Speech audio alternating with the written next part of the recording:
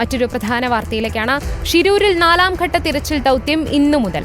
ഗോവയിൽ നിന്നും പുറപ്പെട്ട ഡ്രഡ്ജർ ഇന്ന് ഷിരൂരിലെത്തും.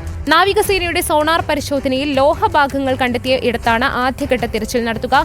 കഴിഞ്ഞ ദിവസമായിരുന്നു ഗോവയിൽ നിന്നും ഡ്രഡ്ജർ കാർവാർ തീരത്ത് എത്തിച്ചത്. പ്രതികൂല കാലാവസ്ഥയെ തുടർന്നായിരുന്നു ഡ്രഡ്ജറിന്റെ യാത്ര വൈകിയത്. കാർവാർ തീരത്തെത്തിയതിനു ശേഷം കാറ്റിന്റെ ഗതിയും തിരമാലകളുടെ ഉയരവും മഴക്കോളും നിരീക്ഷിച്ച ശേഷമായിരിക്കും ഡ്രഡ്ജർ ഷിരൂരിലേക്ക് തിരിച്ചത്. അതേസമയം അർജുന്റെ കുടുംബവും ലോറിയുടെ ഉടമയും വരും ദിവസങ്ങളിൽ ഷിരൂരിലെത്തിയേക്കും. അർച്ചന രവീന്ദ്രനുടെ വിശദാംശങ്ങളുമായി. അർച്ചന, വെരി ഗുഡ് മോർണിംഗ്. ഇന്നലെ ഏതായാലും ഡ്രഡ്ജർ കാർവാർ തീരത്ത് എത്തിയിരുന്നു. ഇന്നിപ്പോൾ ഷിരൂരിലേക്ക് എത്തുമെന്നറിയുന്നു. അങ്ങനെയെങ്കിൽ തിരച്ചിൽ വൈകാതെ തന്നെ ആരംഭിക്കും. ഏതു രീതിയിലായിരിക്കും തിരച്ചിൽ ആരംഭിക്കുക? അതിനുള്ള സംവിധാനങ്ങളെല്ലാം തുടങ്ങിക്കഴിഞ്ഞു അർച്ചന? തുളസി, അങ്ങനെ ഏകദേശം ഒരു മാസത്തെ ഇടവേളയ്ക്ക് ശേഷമാണ് അർജുന് വേണ്ടിയുള്ള തിരച്ചിൽ ഇന്ന് പുനരാരംഭിക്കാൻ പോകുന്നത്. നമുക്കറിയാം, ഇന്നലെ ഏകദേശം 12 മണിയോടുകൂടിയാണ് ഗോവയിൽ നിന്നും കാർവാർ തീരത്തേക്ക് ഇത്തരത്തിൽ ഡ്രഡ്ജർ എത്തിയത്. തുടർന്ന് വലിയ രീതിയിലുള്ള സുരക്ഷാ പരിശോധനയ്ക്ക് ശേഷം, അതായത് നാവികസേനയുടെ വലിയ രീതിയിലുള്ള സുരക്ഷാ പരിശോധനകൾക്ക് ശേഷമാണ് ആ ഡ്രഡ്ജർ ഷിരൂരിലേക്ക് യാത്ര തിരിച്ചത്. ഇന്നലെ ഏകദേശം 2 മണിയോടുകൂടെ, അതായത് പുലർച്ചെ 2 മണിയോടുകൂടെ ഷിരൂരിലേക്ക് ഡ്രഡ്ജർ യാത്ര തിരിച്ചു എന്ന വിവരമാണ് നമുക്ക് ഇപ്പോൾ ലഭിക്കുന്നത്.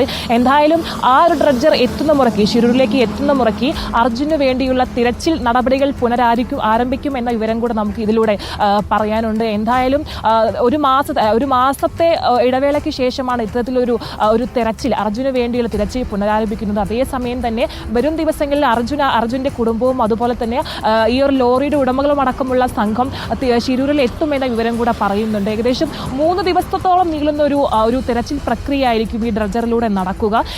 അത്തരത്തിലൊരു 3 ദിവസത്തെ അനുമതി മാത്രമാണ് ജില്ലാ ഭരണകൂടം നൽകിയിട്ടുള്ളതും. എന്നാൽ ഏകദേശം ഒരു ആഴ്ചയോളം നീളുന്ന ഒരു തെരച്ചിൽ പ്രക്രിയ ആവണം, അല്ലെങ്കിൽ അത്തരത്തിലൊരു ആഴ്ചയെങ്കിലും സമയം വേണമെന്നൊരു കാര്യം അഭിലാഷിനി കമ്പനി, അതായത് ഈ ഒരു ഷിപ്പിംഗ് കമ്പനിയും വ്യക്തമാക്കുന്നുണ്ട്. ഏകദേശം 96 ലക്ഷം രൂപ വരെയാണ് ഒരാഴ്ച നീണ്ടുള്ള ദൗത്യത്തിന് വേണ്ടിയുള്ള ആകെ തുക. എന്നാൽ ഇതിൽ 40 ലക്ഷം രൂപ മാത്രമേ മുൻകൂറായി ജില്ലാ ഭരണകൂടവും നൽകിയിട്ടുള്ളൂ. എന്തായാലും അടുത്ത മണിക്കൂറുകൾ അർജുന് വേണ്ടിയുള്ള തിരച്ചിലാകുമോ, അല്ലെങ്കിൽ അത്തരത്തിലുള്ള നടപടിക്രമങ്ങളിലേക്ക് ആയിരിക്കും ജില്ലാ ഭരണകൂടവും എത്തിപ്പെടുക? തുളസി.